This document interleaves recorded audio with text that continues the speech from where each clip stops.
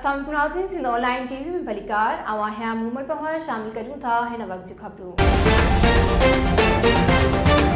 नाज़रीन, रानीपुर जे हमदर्द मोहल्ले जो रहवासी नौजवान वसीम भट्टी मुबैना तौर ते लठियूं लॻण सबब ज़ख़्मनि जा सूर न सहंदे फोत थी वियो आहे।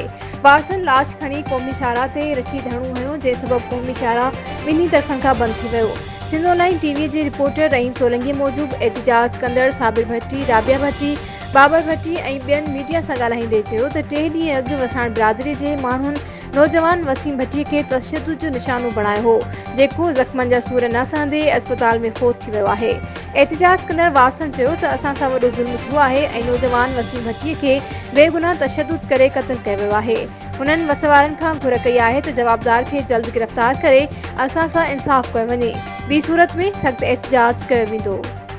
वधीक खबरुनि अपडेट्स जे लाइ ॾिसंदा रहो सिंध ऑनलाइन टीवी।